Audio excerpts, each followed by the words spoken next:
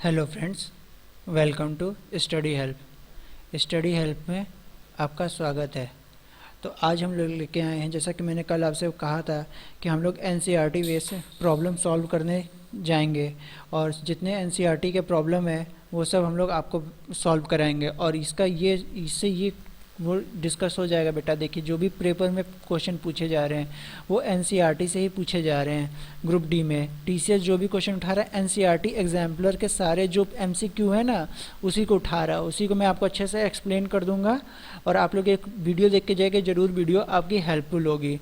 और अगर आपको इस वीडियो का पीडीएफ चाहिए तो हमारे टेलीग्राम चैनल पे आएँ और इस लिंक को अवेल करें। हमारे टेलीग्राम चैनल का नाम स्टडी हेल्प है और उस पर उसको ज्वाइन करें। उस पर आपको डेली नोट्स पीडीएफ सब मिलेगा बेटा, और जो आपके आने वाले फर्दर जो अपकमिंग एग्ज़ाम है उसमें भी हेल्प करेगा। प्लीज़ अपने दोस्तों के साथ इस वीडियो को शेयर करें, इसको लाइक करें, सब्सक्राइब करें और कमेंट करना बिल्कुल ना भूलें। चाहे कोई भी कैसा भी कमेंट हो, पॉजिटिव कमेंट, हम सारे पॉजिटिव कमेंट लेने के लिए एक्सेप्टेड हैं।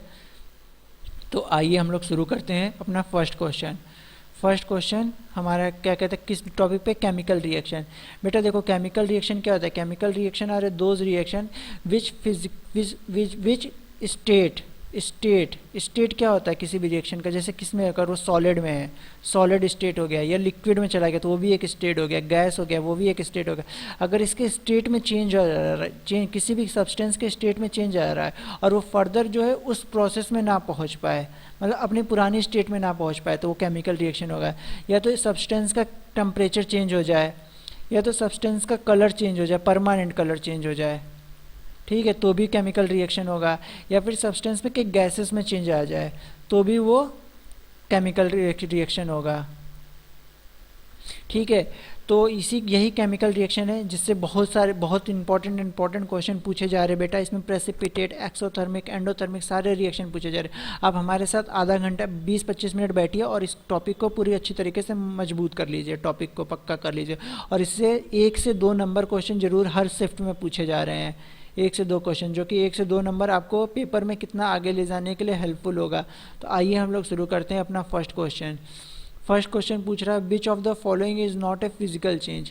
देखो बेटा, कौन सी इसमें से फिजिकल चेंज नहीं है? तो फिजिकल चेंज होता क्या है? फिजिकल चेंज वो चेंज होता है कि जब किसी सब्सटेंस में के फेस में, स्टेट में कोई चेंज आ जाए और वो जो सब्सटेंस है वापस अपनी पुरानी फेस में चला जाए। जैसे हम किसी एग्जाम्पल, इसका क्या एग्जाम्पल है? बॉइलिंग वाटर, मतलब पानी को हम उबालते हैं तो जो उसका वेपर बनता है यानी भाप, उसको वापस हम पानी बना सकते हैं, तो वो भी फिजिकल चेंज हो गया। और क्या बोलते हैं? Melting of a ice to give a water. जैसे वाटर को हम लोग क्या कहते हैं, जो आइस होता है जो वो मेल्ट होता है वाटर बन जाता है, लेकिन उसको वापस हम फ्रीजर में रख देते हैं तो वापस वो आइस में कन्वर्ट हो जाएगा। तो ये भी आपका क्या हो गया? फिजिकल चेंज हो गया। Dissolution of A salt in a water, जैसे नमक का पानी में घुलना, ये भी देखो एक तरह से फिजिकल चेंज ही है। तो इसमें से कौन सा फिजिकल चेंज नहीं है? Combustion of A liquefied petroleum gas LPG, यानी ये इसका आंसर हो गया। मतलब एलपीजी अगर एक बार जल गई तो उसको हम वापस नहीं प्राप्त कर सकते। वो किस में चेंज हो जाएगा? वो आपका कार्बन डाइऑक्साइड में चेंज हो जाएगा, कार्बन मोनोऑक्साइड में चेंज हो जाएगा, या फिर फर्दर जो गैसेज उसमें होंगी उसमें चेंज हो जाएगा। लेकिन देखो बेटा, एलपीजी में मेनली एलपीजी किसका कंपोनेंट होता है? एलपीजी मेनली ब्यूटेन और प्रोपेन का वो होता है। ब्यूटेन, एलपीजी में क्या होता है? ब्यूटेन और प्रोपेन होता है, जो कि बर्न होके क्या बनाती हैं? बर्न होके कार्बन डाइऑक्साइड गैस प्रोड्यूस करती हैं, ठीक है। और एलपीजी को में क्या, देखो इस गैस में कोई भी गंध तो होती नहीं है, तो गंध का पता लगाने के लिए हम क्या डालते हैं? इसमें एथिल मरकैप्टन डालते हैं, ठीक है। ये क्वेश्चन पूछा जा सकता है कि एलपीजी के रिसाव का पता लगाने के लिए हाँ इसमें क्या मिलाते हैं? तो इसमें एथिल मरकैप्टन मिलाते हैं बेटा, ठीक है, जो एलपीजी की गंध को बताता है। एलपीजी, प्रोपेन और ब्यूटेन की अपनी कोई गंध नहीं होती है। तो एलपीजी का मेन कंपोनेंट क्या होता है? प्रोपेन और ब्यूटेन होता है। सीएनजी का मेन कंपोनेंट क्या होता है बेटा? सीएनजी का मेन कंपोनेंट मेथेन होता है, मेथ होता है, ठीक है बेटा। चलिए नेक्स्ट क्वेश्चन पे आते हैं। देखिए हिंदी में दिया हुआ है, इनमें से कौन सा भौतिक परिवर्तन नहीं है? तो तरलीकृत पेट्रोलियम गैस का दहन। The following reaction is an example of a, देखो बेटा, डिस्प्लेसमेंट रिएक्शन। डिस्प्लेसमेंट वो रिएक्शन वो होती है ना, जैसे जैसे ये देखो, ये रिएक्टेंट है ना, रिएक्टेंट का जब कोई एलिमेंट दूसरे एलिमेंट को डिस्प्लेस कर दे। देखो यहाँ पे ऑक्सीजन है, ऑक्सीजन ने हाइड्रोजन को डिस्प्लेस कर दिया, और देखो नाइट्रोजन के साथ खुद लग गया। यहाँ पे देखो ऑक्सीजन जो है हाइड्रोजन की जगह पे आके लग गया, तो ये क्या हो गया, डिस्प्लेस कर दिया। इसी को डिस्प्लेसमेंट रिएक्शन कहते हैं। कॉम्बिनेशन रिएक्शन में क्या होता है कि जब दो या दो से अधिक मेटल, जैसे एग्जाम्पल देखो कॉम्बिनेशन रिएक्शन, कार्बन को जब हम ऑक्सीजन के साथ रिएक्शन कराते हैं तो कार्बन मोनोऑक्साइड यानी एक सिंगल प्रोडक्ट बना ले, तो वो कॉम्बिनेशन रिएक्शन। देखो यहाँ पे दो प्रोडक्ट हैं, दो रिएक्टेंट है और एक प्रोडक्ट हो गया, तो ये आपका कॉम्बिनेशन रिएक्शन हो गया। और इसके साथ देखो हमेशा कॉम्बिनेशन रिएक्शन में ना अप्रॉक्सीमेट हीट जो होता है ना रिलीज होती है, तो हमेशा याद रखो। देखो रेडॉक्स रिएक्शन, रेडॉक्स रिएक्शन वो रिएक्शन होती है जिसमें क्या बोलते हैं उसको, ऑक्सीडेशन एंड रिडक्शन दोनों ही रहते हैं। देखो तो यहाँ पे देखो अमोनिया का क्या हो रहा है, अमोनिया का ऑक्सीडेशन, नाइट्रोजन का क्या हो रहा है, ऑक्सीडेशन हो जा रहा है। लेकिन देखो यही हाइड्रोजन क्या हो रहा है, हाइड्रोजन जो होता है तो हाइड्रोजन क्या हो रहा है, हाइड्रोजन रिड्यूस हो जा रहा है, 6H2O में बन गया। तो यहाँ पे क्या हो गया, रेडॉक्स रिएक्शन भी हो रहा है। तो इसका करेक्ट ऑप्शन क्या हो जाएगा, ऑप्शन फर्स्ट सही होगा डिस्प्लेसमेंट रिएक्शन, और थर्ड होगा रेडॉक्स रिएक्शन। तो इसका करेक्ट आंसर क्या होगा, सी ऑप्शन हो जाएगा। क्योंकि रेडॉक्स रिएक्शन में क्या होगा, ऑक्सीडेशन रिडक्शन दोनों होगा। देखो यहाँ पे नाइट्रोजन जो है ऑक्सीडाइज हो जा रहा है, ऑक्सीडाइज हो जा रहा है, और यहाँ पे क्या हो रहा है, ये ऑक्सीजन जो होता है रिड्यूस हो जा रहा है। ठीक है, हाइड्रोजन जो है रिड्यूस हो जा रहा है। तो first and third is the correct answer, यानी फर्स्ट और इसका थर्ड इसका रिएक्शन का करेक्ट होगा। आइए नेक्स्ट क्वेश्चन पे चलते हैं। Which of the following statement about the given reaction are correct? देखो बेटा आयरन जब होता है जल के साथ यानी पानी के साथ रिएक्ट करता है तो क्या बनाता है, Fe3O4 plus hydrogen, hydrogen gas release होती है बेटा। तो यहाँ पे क्या होता है, इसमें जंग लग जाता है। और देखो जब जब आयरन में जंग लगता है तो क्या होता है, उसका वेट हमेशा बढ़ जाता है, वेट हमेशा उसका बढ़ जाता है। आयरन में जब जंग लगेगा तो उसका वेट जो है बढ़ जाएगा। ठीक है, आयरन में जब जंग लगेगा तो उसका वेट बढ़ जाएगा। क्या बढ़ जाएगा, वेट। और आयरन को जंग से बचाने के लिए हम लोग क्या करते हैं, गैल्वेनाइजेशन प्रोसेस करते हैं। गैल्वेनाइजेशन में क्या होता है, हम जिंक की कोटिंग करते हैं। ठीक है, आयरन पे। ठीक है, तो iron metal is getting oxidise. देखो बेटा आयरन मेटल ऑक्सीडाइज हो जा रहा है, क्योंकि देखो मैंने क्या बोला, ऑक्सीडेशन वही होता है जिसपे ऑक्सीजन ऐड हो। तो देखो इसमें ऑक्सीजन, आयरन पे ऑक्सीजन ऐड हो गई तो ये ऑक्सीडाइज हो गया। Water is getting reduce. देखो अब वाटर क्या होता है, हाइड्रोजन से ऑक्सीजन निकल रही है तो वो रिड्यूस हो रहा है, तो ये भी करेक्ट हो गया। देखो water is acting as a reducing agent. नहीं बेटा, देखो रिड्यूसिंग एजेंट वो होते हैं ना जो खुद ऑक्सीडाइज होते हैं, ना कि खुद रिड्यूस होते हैं। मतलब जब भी आपको रिड्यूसिंग दिखे ना तो आप जस्ट उसका उल्टा कर दो कि ऑक्सीडाइज। तो क्या ये ऑक्सीडाइज हो रहा है, आप ऐसे मन में क्वेश्चन पूछो तो आपको आंसर मिलेगा नहीं, ये ऑक्सीडाइज तो नहीं हो रहा है, रिड्यूस हो रहा है, तो ये रिड्यूसिंग एजेंट नहीं हो सकता। फिर water is acting as a oxidising agent. देखो बेटा तो ये खुद रिड्यूस हो रहा है तो किसी दूसरे को ऑक्सीडाइज करेगा ना बेटा, तो इसका मतलब क्या हो गया कि ये ऑक्सीडाइजिंग एजेंट आ रहा है। तो correct answer is first, second and fourth, option C is the correct answer. आइए नेक्स्ट क्वेश्चन पे हमारे चलते हैं। ये हिंदी में लिखा हुआ है, इसको देख लीजिएगा। इसका भी आंसर करेक्ट आंसर सी होगा, first, second and fourth.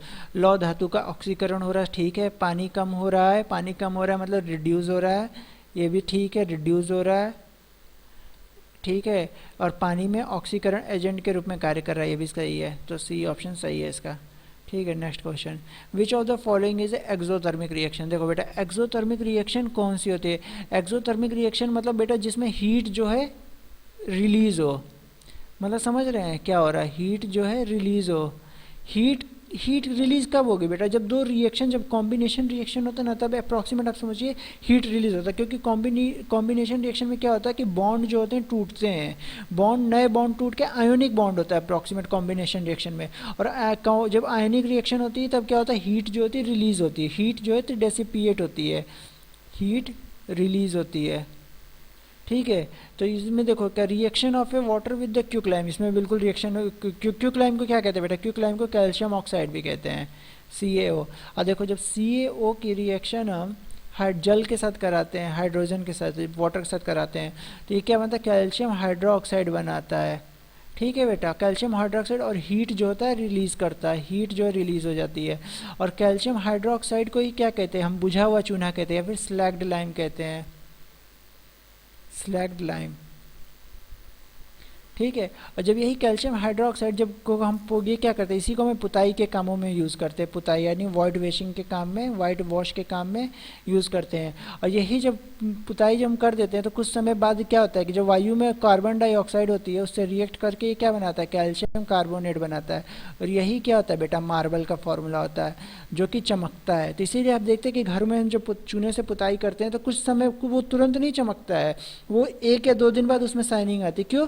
Because of ये जो इस पर कैल्शियम कार्बोनेट जम जाता है, और यही कैल्शियम कार्बोनेट उस पुताई की जगह पे चमक का काम करता है, चमक देता है। तो इसमें भी हीट जो है देखो बेटा रिलीज होगी, तो यानी ये करेक्ट है, एक्सोथर्मिक रिएक्शन है। डाइल्यूशन ऑफ एन एसिड, देखो बेटा जब हम HCl का रिएक्शन सोडियम हाइड्रोक्साइड से कराते हैं NaOH से, तो हमें क्या मिलता है, हमें नमक मिलेगा NaCl, और फिर क्या मिलेगा, हमें वाटर मिलेगा। ठीक है बेटा, देखो तो इसमें क्या होता है, इसमें भी रिएक्शन क्या होगी, देखो इसमें क्या हो गया, हमने एसिड का डाइल्यूशन करा दिया, तो इसमें क्या होगी, हीट रिलीज होगी, हमारी हीट रिलीज होगी, तो डाइल्यूशन ऑफ एन एसिड। देखो करेक्ट एग्जांपल आप इसका H2SO4 लिखते हैं। कभी कभी क्वेश्चन पेपर में पूछा जाता है ना कि हम अगर कोई हमारा कंटेनर है, मान लो ये H2SO4 से भरा हुआ कंटेनर है, तो तो क्या इसमें करेक्ट ऑप्शन पूछा जाएगा, करेक्ट ऑप्शन हो सकता है या तो हम H2SO4 में वाटर ऐड करें या फिर वाटर में H2SO4 ऐड करें। इसमें से कौन सा ऑप्शन सबसे सेफेस्ट ऑप्शन होगा। देखिए हमारा क्वेश्चन फिर से सुनिए। देखिए एक बीकर है, बीकर में H2SO4 भरा, फिर एक दूसरा बीकर है उसमें वाटर भरा हुआ है। देखो जिस बीकर में H2SO4 भरा हुआ है उसमें पानी ऐड करना ठीक है, या जिस बीकर में पानी भरा उसमें H2SO4 ऐड करना ठीक है, कौन सा ऑप्शन जो है ज़्यादा सेफ है, ये क्वेश्चन पूछा जाता है। तो बेटा हमेशा याद रखना जो H2SO4 होता है ना उसको हमेशा वाटर में ऐड किया जाता है, ना कि H2SO4 में वाटर ऐड किया जाता है। अगर आप H2SO4 में वाटर ऐड कर देंगे ना तो H2SO4 बहुत तेज़ी से वो होगा, वेपोराइज होने लगेगा, बहुत ज़्यादा छींटे मारे फैलने लगेगा, जिसकी वजह से जो पानी डाल रहा है केमिकल में उसको जलने का, बर्न होने का डर है। लेकिन क्या होता है जब आप पानी में आप H2SO4 डालोगे तब H2SO4 उतना फैलेगा नहीं, क्योंकि उसका बहुत ढेर एक H2SO4 के मॉलिक्यूल को पकड़ने के लिए वाटर कई सारे मौजूद रहेंगे। तो यहाँ पे करेक्ट ऑप्शन क्या रहेगा कि हम पानी में H2SO4 मिलाते हैं। तो डाइल्यूशन ऑफ एन एसिड, इसी को डाइल्यूशन ऑफ ए एसिड कहते हैं। ठीक है, फिर बोलेंगे इवेपोरेशन ऑफ ए वाटर। देखो बेटा इवेपोरेशन ऑफ ए वाटर कभी भी एक्सोथर्मिक नहीं हो सकता, ये ऑलवेज एंडोथर्मिक होता है। अब पूछो कि सर क्यों एंडोथर्मिक होता है। देखो बेटा एंडोथर्मिक ऐसे होता है ना क्योंकि हम पानी को उबालने के लिए क्या करते हैं, हीट देते हैं, और जहाँ पे हीट दी जाएगी वहाँ पे एंडोथर्मिक होगा ना कि एक्सोथर्मिक होगा। एक्सोथर्मिक में हमेशा हीट जो है ना रिलीज होगी, और एंडोथर्मिक हमेशा हीट दी जाएगी। देखो sublimation of a camphor, sublimation of a camphor में हम हीट, कैम्फर मतलब कैम्फर को बोले तो कपूर, कपूर को हम जलाते हैं तो हीट देते हैं। तो इसका करेक्ट ऑप्शन क्या हो जाएगा, first and second is the correct option. आइए अब हमारे नेक्स्ट क्वेश्चन पे चलते हैं। मुझे लग रहा है कि आप एक्सोथर्मिक और एंडोथर्मिक का पूरा कॉन्सेप्ट समझ गए होंगे। प्लीज़ आप इसे नोट डाउन करिएगा, ये आपके पेपर में पूछा जा सकता है। जल को त्वरित चूने की अभिक्रिया ये आपके ऊष्माक्षेपी है। अम्ल का तनुकरण ये आपका ऊष्माक्षेपी है। तो correct option is option A, first and second. ऊष्माक्षेपी को ही क्या करते हैं बेटा, एक्सोथर्मिक कहते हैं, हमेशा याद रखिएगा। ऊष्माक्षेपी एक्सोथर्मिक रिएक्शन मैंने हिंदी भी दिया हुआ है, अगर आपको कुछ कन्फ्यूज़न हो तो आप प्लीज़ हिंदी को भी फॉलोअप करिएगा और आपको बेनिफिशियल मिलेगा। अगर आपको हमारा कंटेंट पसंद आ रहा है तो प्लीज़ वीडियो को लाइक करें, शेयर करें, सब्सक्राइब करें। नेक्स्ट क्वेश्चन देखो बेटा, ये क्वेश्चन देखो, देखने में तो कितना बड़ा लग रहा है, लेकिन आप क्वेश्चन जब आप देखोगे तो आपको कुछ नहीं लगेगा, आपको कहेगा अरे यार ये क्या क्वेश्चन है। देखो ऐसे ही क्वेश्चन ग्रुप डी पेपर में पूछे जा रहे बेटा, लंबे लंबे बड़े बड़े, तो लोगों को लग रहा है कि कितना बड़ा क्वेश्चन है, बट नहीं। क्वेश्चन में मैं आपको बताता क्वेश्चन में केवल क्या पूछे कि कौन सी रिएक्शन एक्सोथर्मिक है, कौन सी रिएक्शन एंडोथर्मिक है, यानी कौन सी रिएक्शन ऊष्माक्षेपी है, कौन सी रिएक्शन ऊष्मा अवशोषी है। तो देखो बेटा इसने क्या बोला कि 3 बीकर हैं जिन पे ABC लेवल किया गया, ठीक है ना, और उसमें 25 ml तक हम क्या डालते हैं, स्मॉल अमाउंट ऑफ NaOH डालते हैं, एनहाइड्रस मतलब कि कॉपर सल्फेट का एक्वस सोल्यूशन बोले तो लिक्विड फॉर्म में ऐड करते हैं, और NaCl नमक were added to beaker ABC 3 beaker में रिस्पेक्ट, यानी ए बीकर में क्या ऐड किया गया है, सॉरी एक मिनट, ए बीकर में ऐड किया गया है NaOH, एक मिनट, ए बीकर में क्या ऐड किया गया है NaOH, ठीक है ना बेटा। ए बीकर में NaOH ऐड किया गया है, ठीक है। अब बी बेकर में क्या किया गया, कॉपर सल्फेट। और कॉपर सल्फेट को ही बेटा क्या कहते हैं, नीला थोथा कहते हैं। नीला थोथा मतलब क्या था, जब इसमें 5 H2O और जुड़ जाएंगे ना बेटा, जब इसमें 5 H2O और जुड़ जाएगा तो यही आपका नीला थोथा हो जाएगा। नीला थोथा को ब्लू विट्रियोल भी कहते हैं। अब आप देखिए ग्रीन विट्रियोल किसे कहते हैं, फेरस सल्फेट को में कहते हैं बेटा, FeSO4.7H2O, ये आपका ग्रीन विट्रियोल होता है। ये भी क्वेश्चन पूछा जाता है, ठीक है, नोट कर लीजिएगा। ये आपका ब्लू विट्रियोल और ये आपका ग्रीन विट्रियोल, ठीक है। और ये नेक्स्ट क्वेश्चन, और सी बीकर में क्या ऐड किया जाता है, सी बीकर में NaCl ऐड किया जाता है। और इसने क्वेश्चन में क्या पूछा है कि कुछ समय बाद हम देखते हैं कि बीकर ए और बीकर बी का जो है टेम्परेचर राइज हो जाता है। The solution in the beaker and where in the case of beaker C the temperature fall, यानी बीकर ए का टेम्परेचर बढ़ जाता है और बीकर बी का टेम्परेचर बढ़ जाता है, लेकिन बीकर सी का टेम्परेचर गिर जाता है। तो कौन सा रिएक्शन एक्सोथर्मिक होगा, देखो in A beaker A and B exothermic process has occur. देखो बेटा टेम्परेचर बढ़ रहा है, मतलब हीट रिलीज हो रही है, हीट रिलीज हो रही है तो क्या हो रहा है, एक्सोथर्मिक हो रहा है, यानी ये करेक्ट है। इन ए बीकर एंड एंडोथर्मिक में बेटा देखो एंडोथर्मिक में हमेशा हीट दी जाएगी ना कि हीट ली जाएगी, ठीक है ना, तो ये तो होने से रहा, ठीक है ना। In A beaker C exothermic has occurred, देखो बेटा हमने अभी क्या बोला, एक्सोथर्मिक होता तो कैसे हीट टेम्परेचर फॉल होता है, तो ये हो नहीं सकता है, ठीक है बेटा। हाँ, और ये क्या बोला, in beaker C endothermic process has occurred, देखो बेटा ये करेक्ट हो सकता है, क्योंकि एंडोथर्मिक प्रोसेस में हम हीट देते हैं तब जाके वो टेम्परेचर हीट होता है, लेकिन इसमें टेम्परेचर फॉल हो रहा है तो हमको हीट दे नहीं रहे, तो यहाँ पे एंडोथर्मिक रिएक्शन ही होगा तभी जाके इसके टेम्परेचर को हम बढ़ा सकते हैं, लेकिन अभी हम कोई हीट तो दे नहीं रहे हैं, तो ये इसलिए इसका टेम्परेचर फॉल हो रहा है। तो इसका करेक्ट ऑप्शन क्या हो जाएगा, first and fourth is the correct answer, यानी option C is the correct. तो अब इसे देखिएगा, ऐसे ही क्वेश्चन पूछे जा रहे हैं आजकल के पेपर में ग्रुप डी में, तो लोगों को लग रहा है कितना टफ पूछ रहा है, लेकिन कुछ नहीं, केवल घुमा के क्वेश्चन पूछा कि कौन सा एक्सोथर्मिक रिएक्शन होगा और कौन सा एंडोथर्मिक रिएक्शन होगा। आइए नेक्स्ट टॉपिक पे, नेक्स्ट क्वेश्चन पे चलते हैं। ये हिंदी में देखिए पूरा दिया हुआ है, देख लीजिएगा, इसका भी ऑप्शन करेक्ट होगा, option C first and fourth. देखो a diluted ferrous sulphate solution, diluted ferrous sulphate, देखिए diluted ferrous sulphate solution was gradually added to a beaker containing acidified permanganate solution. देखो परमैग्नेट का क्या होता है बेटा, KMnO4, KMnO4 ही होगा, लेकिन N बड़ा नहीं होगा, N छोटा होगा, क्योंकि मैग्नीज होता है ना कि नाइट्रोजन होता है। KMnO4, ठीक है ना बेटा, KMnO4 को पोटेशियम पर मैग्नेट कहते हैं, और ये पिंक कलर का होता है। और ये बेटा जानते हो गाँवों में जो पहले ज़माने में कुएँ होते थे ना, तो उसको डिसइंफेक्टिफाइड करने के लिए हम KMnO4 मिलाते थे, ठीक है ना, तो ये आपका डिसइंफेक्शन के रूप में भी यूज़ होता है, ठीक है। तो ये अब देखिए क्वेश्चन अब हम क्या पूछ रहे हैं, ठीक है ना। अब देखो इसका मैं रिएक्शन ही लिख देता हूँ पूरा, फिर मैं आपको अच्छे से समझाता हूँ कि रिएक्शन क्या होता है। देखो बेटा क्या बोल रहा है कि एसिडिफाइड, मतलब एसिडिफाइड पोटेशियम पर मैग्नेट, तो KMnO4 एसिडिफाइड मतलब H2SO4 हम एसिड ले रहे हैं, और जब हम इसमें फेरस सल्फेट से रिएक्शन करा रहे हैं तो हमें क्या मिलेगा, देखो बेटा हमें सबसे पहली बात मिलेगा ना K2SO4, एक मिनट, K2SO4 यानी जो पोटेशियम होगा वो सल्फेट के साथ रिएक्शन कर लेगा, K2SO4 प्लस हो जाएगा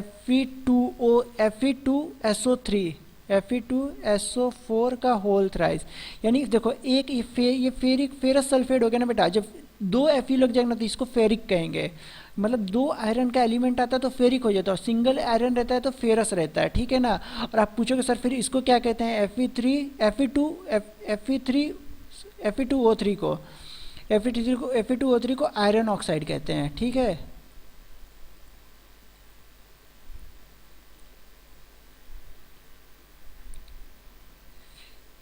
Fe3O4 को आयरन ऑक्साइड कहते हैं, ठीक।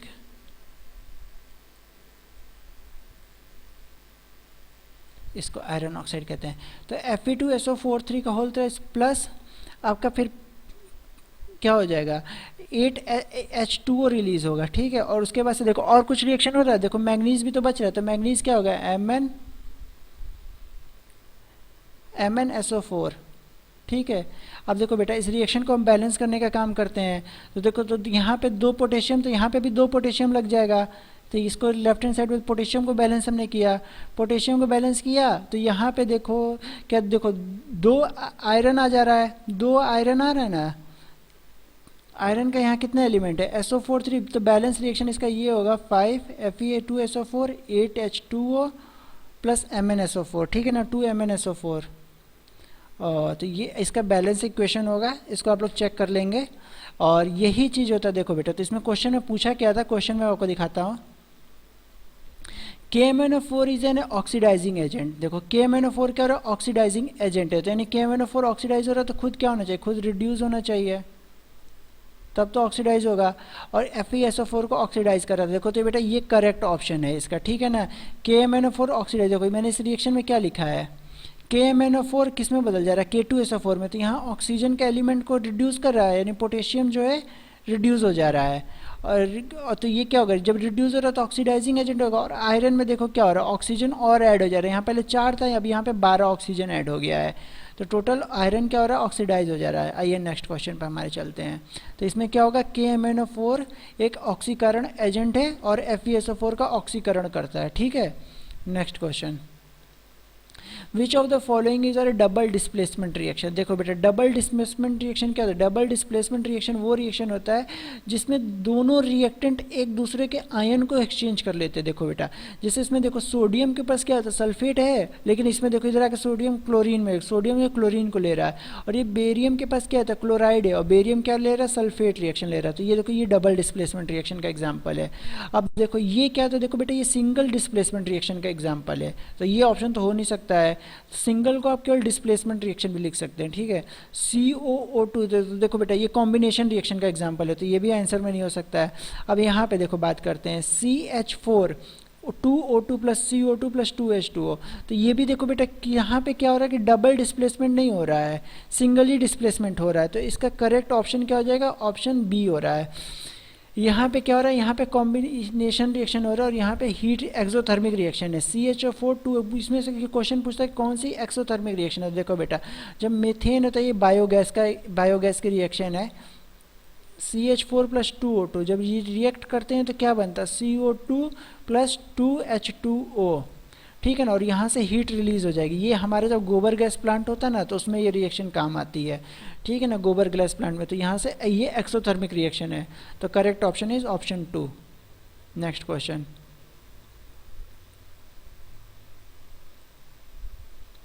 Which of the following statement is are true? Exposure of a silver chloride to sunlight for a long duration turns grey due to the, देखो मतलब क्या होता है, जैसे सिल्वर क्लोराइड होता है AgCl, ठीक है ना बेटा, ये ही बोटर इंक इसी को कहते हैं, ठीक है। और इसको क्या कहते हैं, जब हम इसको सनलाइट में करते हैं ना, तो इसका क्या होता है, डिकम्पोज, सिल्वर जो होता है ना, सिल्वर जो है डिकम्पोजिशन होने लगता है, सिल्वर या द फॉर्म सिल्वर फॉर्म होता है और जो ये ग्रे कलर में टर्न हो जाता है, यानी the formation of A silver by decomposition of A silver chloride, इसका सही होगा। मतलब सनलाइट में हम सिल्वर को रखेंगे, सिल्वर क्लोराइड को रखेंगे, तो सिल्वर हमारा बनने लगेगा और क्लोरीन गैस रिलीज हो जाएगी, जिसकी वजह से AgCl का कलर क्या हो जाता है, ग्रे कलर का हो जाता है, ठीक है। नेक्स्ट क्वेश्चन, सिल्वर क्लोराइड के अपघटन से चांदी का बनना, तो इसी को कहते हैं decomposition of A silver chloride, उससे चांदी अलग होने लगती है, चांदी जो है प्रेसिपिटेट के रूप में नीचे बैठेगी। देखो बेटा चांदी जो है ऑक्सीजन के साथ, आप कहोगे सर तो चांदी ऑक्सीजन के साथ क्यों नहीं रिएक्ट करती है, बेटा क्योंकि आपका गोल्ड हुआ और चांदी हुआ, ये दोनों लेस रिएक्टेड मेटल है, मतलब ये रिएक्ट किसी से जल्दी करते नहीं है जब तक इनको फेवरेबल कंडीशन ना मिले, तो इसलिए चांदी जो है ऑक्सीजन के साथ रिएक्ट नहीं करेगी। लेकिन चांदी बेटा सल्फर के साथ रिएक्ट करती है, जिससे वो काली होने लगती है, इसीलिए बोला जाता है कि कभी चांदी के बर्तन में अंडे नहीं खाने चाहिए, क्योंकि वो जहरीला हो जाता है। आइए next question, solid calcium oxide react to a vigorously with a water to form a calcium hydroxide। देखिए बेटा इतने बड़े बड़े क्वेश्चन पूछे जा रहे हैं, मैं इसमें कुछ नहीं कर सकता, केवल जैसा NCERT ने लिखा है क्वेश्चन, मैं ही वैसा क्वेश्चन लिख के लेकर आया हूँ, ठीक है ना।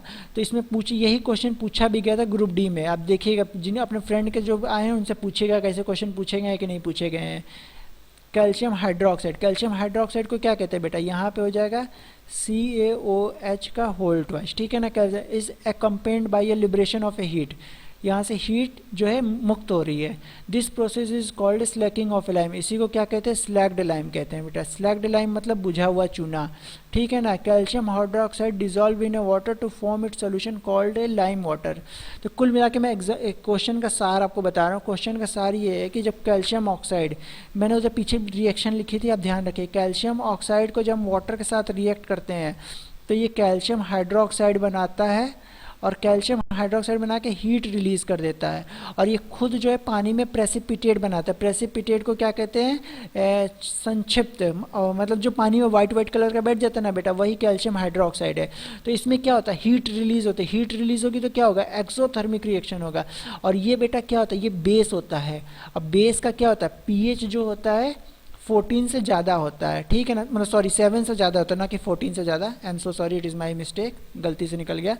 यहाँ जो है बेस जो है 7 से ज़्यादा रहेगा। तो इसमें करेक्ट ऑप्शन क्या होगा? It is an exothermic reaction. Exothermic ऊष्माक्षेपी रिएक्शन है। और then pH of resulting solution will be more than 7, यानी ऑप्शन 2 एंड 3 इसका करेक्ट है। तो option B is the correct. Next question देखो, इसी को हिंदी में लिखा है, एक ऊष्माक्षेपी, ऊष्माशोषी नहीं, ऊष्माक्षेपी, ठीक है, ऊष्माक्षेपी क्रिया है। और इसका क्या होता है? परिणामी विलयन पीएच 7 से अधिक होगा। Option 2 and 3, option 2 and 3 is the correct option. तो बी ऑप्शन इसका करेक्ट होगा। Next question, barium chloride. देखो बेटा, ये क्वेश्चन पूछा गया था पिछली बार की आरआरबी में पूछा गया था, और आरआरबी का जो फर्स्ट फेज का एग्जाम हुआ था ये भी क्वेश्चन पूछा गया था। बेटा ग्रुप डी में पेपर कहाँ से बनेगा? अब तो सब पेपर टीसीएस बना चुका, वो बिल्कुल पॉइंट टू पॉइंट पकड़ रहा है एनसीईआरटी का। तो आप प्लीज़ बहुत अच्छे से इस क्वेश्चन को देखिए। ये क्वेश्चन हर सेट में पूछा गया। पिछली बार का ग्रुप आरआरडी का पेपर उठा के देखिएगा, आरआरसी का ग्रुप डी का, उसमें ये क्वेश्चन कम से कम 3 से 4 बार पूछा अलग अलग शिफ्टों में, ठीक है ना। तो इसको देखिए, बेरियम क्लोराइड, बेरियम क्लोराइड को क्या कहते हैं? BaCl2, ठीक है ना। On A reacting with ammonium sulphate, ammonium sulphate को क्या रिएक्शन होता है? आप बताइए, अमोनियम सल्फेट क्या होता है? Na2SO4, ठीक है ना, Na2SO4 when react with form है बेरियम सल्फेट। देखो बेटा, ये बेरियम सल्फेट बना रहा है BaSO4, ठीक है ना। देखो तो यहाँ पे भी +2 रहता है, यहाँ तो कैंसिल आउट हो जाएगा। Plus ammonium chloride, ammonium chloride को क्या कहते हैं? 2NaCl। तो देखो बेटा, ये प्रेसिपिटेट के रूप में बन जाएगा, यानी ये कौन सा प्रेसिपिटेट बनाएगा? किस कलर का? वाइट कलर का प्रेसिपिटेट बना देगा, ठीक है ना। ये क्वेश्चन पूछा है था कि जब हम क्या पिछली बार का ये ग्रुप डी का पेपर देखिएगा, उसमें पूछा कि जब हम बेरियम क्लोराइड का रिएक्शन सोडियम सल्फेट से कराते हैं तो उसमें प्रेसिपिटेट का क्या कलर होता है? तो प्रेसिपिटेट का कलर वाइट होता है बेटा। क्वेश्चन पूछा गया था, इंपॉर्टेंट, इसको लिख के रखिएगा। तो इसमें क्या हो रहा है? देखो बेटा, तो प्रेसिपिटेशन रिएक्शन हो रही है, ये तो सही है। देखो प्रेसिपिटेट बन रहा है तो प्रेसिपिटेट रिएक्शन भी कह सकते हैं। और दूसरा इसमें क्या कर रहा है? डबल डिस्प्लेसमेंट रिएक्शन हो रहा है। देखो बेटा, ये सल्फेट वापस बेरियम पे आ गया, तो ये एक डिस्प्लेसमेंट, ये क्लोरीन किस पे चला गया? सोडियम में चला गया, तो दूसरा डिस्प्लेसमेंट। तो ये जो है डबल डिस्प्लेसमेंट रिएक्शन है। क्या है? ये आपका डबल डिस्प्लेसमेंट रिएक्शन है, ठीक है। Correct option is 4, third and fourth. तो डी कौन सा इसका ऑप्शन होगा? ऑप्शन बेटा सेकंड एंड फोर्थ, नहीं D option is the correct option, ठीक है ना। क्योंकि मुझे ऐसा लग रहा था कि ये फर्स्ट है, क्योंकि इस पर वो लग गया है ना, ये मैंने मार्क कर दिया है। तो इसका करेक्ट ऑप्शन डी होगा, ठीक है। नेक्स्ट क्वेश्चन, देखो इलेक्ट्रोलिसिस। देखो ये भी क्वेश्चन पूछा गया था, लेकिन क्वेश्चन किस तरीके से पूछा? उसने घुमा के क्वेश्चन पूछा था। उसने बोला था जब हम वाटर का इलेक्ट्रोलिसिस कराते हैं, क्वेश्चन पूछा था ग्रुप डी में, मैं बता रहा हूँ, वाटर का जब हम इलेक्ट्रोलिसिस कराते हैं तो जो हमें ऑक्सीजन गैस कहाँ मिलती है, मतलब किस पे मिलती है, किस पे हमें ऑक्सीजन गैस प्राप्त होती है? एनोड पे, कैथोड पे, या फिर एनोड कैथोड दोनों पे, या किसी पे भी नहीं, नन ऑफ दिस पे। तो बेटा इसका करेक्ट ऑप्शन होगा वाटर। जो होता है वाटर का जब हम इलेक्ट्रोलिसिस कराते हैं तो जो हमें ऑक्सीजन होती है एनोड पे मिलता है, और हाइड्रोजन जो है कैथोड पे मिलता है। तो इसमें करेक्ट ऑप्शन क्या होगा? Option B, 2:1। जब क्या कह रहा है कि जब वाटर का इलेक्ट्रोलिसिस कराते हैं तो कितने मोल हाइड्रोजन अलग होती है, और कितने, मतलब ratio of a hydrogen and oxygen mole. तो बेटा हाइड्रोजन कितना होता है जब वाटर में है? तो H2 होता है ना, 2 हाइड्रोजन होता है और 1 ऑक्सीजन होता है। तो यही ऑप्शन हो जाएगा, ऑप्शन बी करेक्ट ऑप्शन। ज़्यादा क्वेश्चन नहीं है, आप हमारे साथ बैठे रहिए, बस होने वाला है, पेपर फिनिश होने वाला है, इसको देख लीजिएगा। विच of the following is a endothermic reaction. देखो एंडोथर्मिक रिएक्शन में क्या होता है? हीट हमें देनी पड़ती है। तो देखो बेटा हमारा एंडोथर्मिक रिएक्शन कौन सा होता है? हीट हमें देनी पड़ती है ना, dilution of A sulphuric acid. तो ये तो एक्सोथर्मिक रिएक्शन हो जाएगा, तो इसमें नहीं होगा। Sublimation of a dry ice, देखो बेटा sublimation of a dry ice में ये होगा, हमें हीट देनी पड़ेगी, क्योंकि वाटर क्या होता है, जो ड्राई आइस को क्या कहते हैं, ये तो CO2, मतलब जो सॉलिड CO2 होते हैं ना उसी को ड्राई आइस भी कहते हैं बेटा। और ये जो होते हैं एटमॉस्फेयर से हीट एब्जॉर्व करके खुद वेपोराइज में कन्वर्ट हो जाती है। Condensation of a water vapour, देखो इसमें भी बेटा condensation of a water vapour में क्या होता है कि जो हमारा जो वेपर मॉलिक्यूल है वो जब ठंडी पाके कंडेंसेशन होकर वहाँ से वाटर बना लेता है, तो ये तो हो नहीं सकता है एक्सोथर्मिक, ये तो एक्सोथर्मिक होता है। ये क्या होता है इवेपोरेशन ऑफ ए वाटर। देखो बेटा वाटर का इवेपोरेशन कब होगा, यानी वाष्पोत्सर्जन। वाष्पोत्सर्जन कब होगा, जब वो हीट लेगा। तो इसका करेक्ट ऑप्शन क्या होगा 2 and 4, 2 and 4 इज करेक्ट, यानी option D is the correct option. आइए नेक्स्ट क्वेश्चन पर हम चलते हैं। In the double displacement reaction between aqueous potassium iodide and aqueous lead nitrate, देखो बेटा ये भी क्वेश्चन देख लेना। A yellow precipitate of a lead iodide is formed while performing the activity। मैं इसको हिंदी में क्वेश्चन आपको दिखाता हूँ क्या होगा। देखो जलीय पोटेशियम के बीच द्विव विस्थापन, द्विव विस्थापन को क्या कहते हैं, द्विव विस्थापन को हम लोग कहते हैं,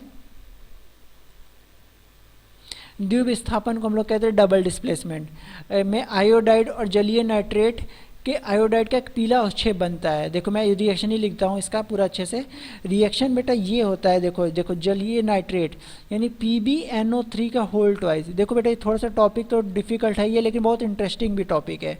और जब हम रिएक्ट कराते हैं तो पोटेशियम आयोडाइड से तो क्या बनता है PbI2 बनता है, ठीक है PbI2। और क्या बनता है 2KNO3। ये बेटा एक्वस ही मीडियम में रहता है, यानी ये लिक्विड रहता है, एक्वस रहता है।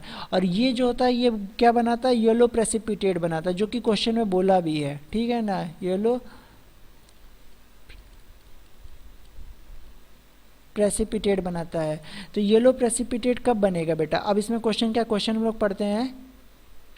इसने बोला है कि अगर लेड नाइट्रेट मेरे पास ना मौजूद हो, यानी ये वाला कंपाउंड ना मौजूद हो, मतलब सपोज करो ये कंपाउंड जो है एब्सेंट है, ये कंपाउंड मेरे पास है नहीं, तो हम कौन सा कंपाउंड इसकी जगह यूज़ करते हैं।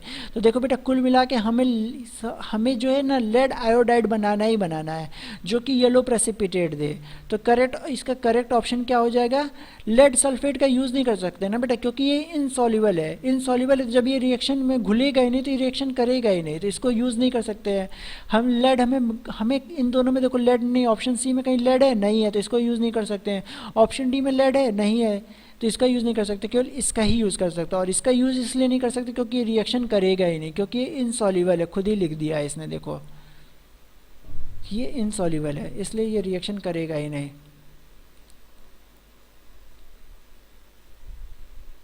ठीक है। नेक्स्ट क्वेश्चन,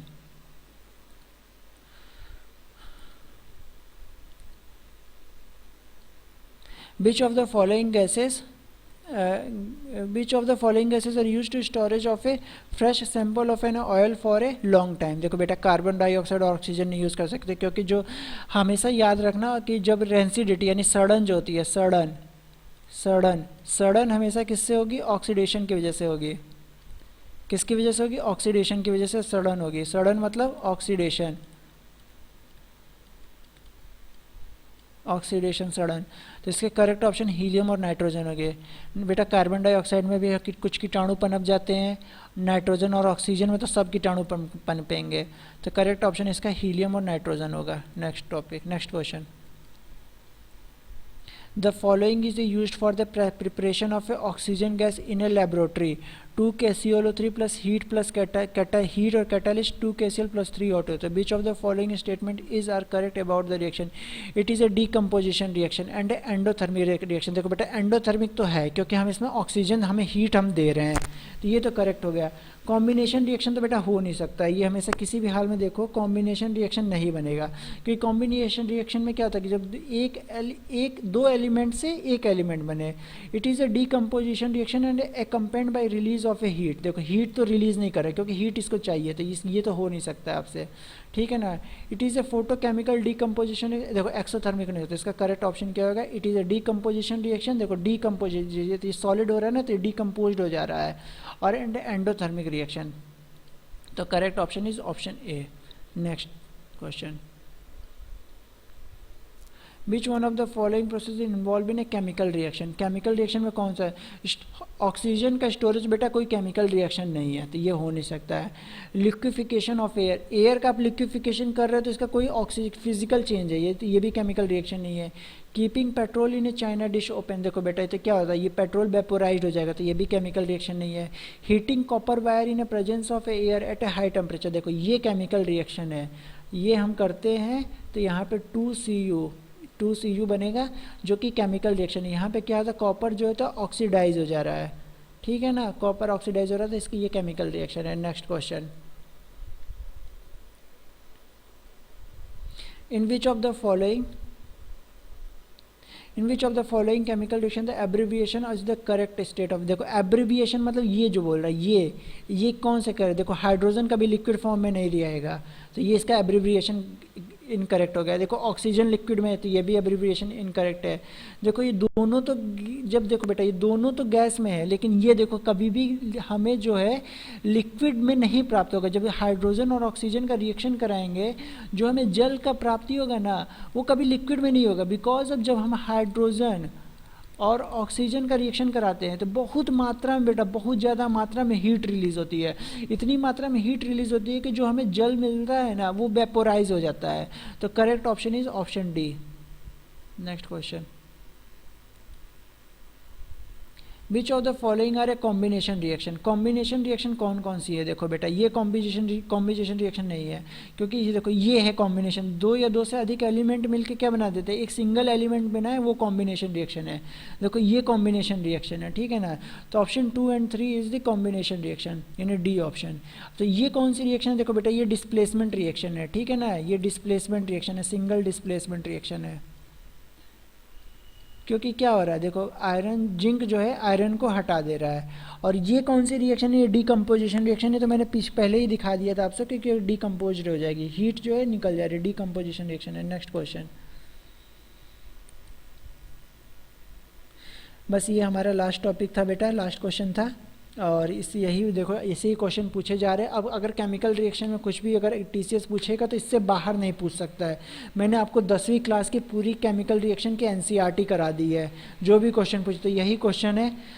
मुझे उम्मीद है कि आपको हमारा टॉपिक पसंद आया, अगर आया तो प्लीज़ इसे लाइक करें, शेयर करें एंड सब्सक्राइब करें, और अपने दोस्तों के बीच हमें बताएं, हमारे टॉपिक को बताएं, जिससे हमें भी ग्रो होने में थोड़ी हेल्प मिलेगी। थैंक यू, जय हिंद, वंदे मातरम।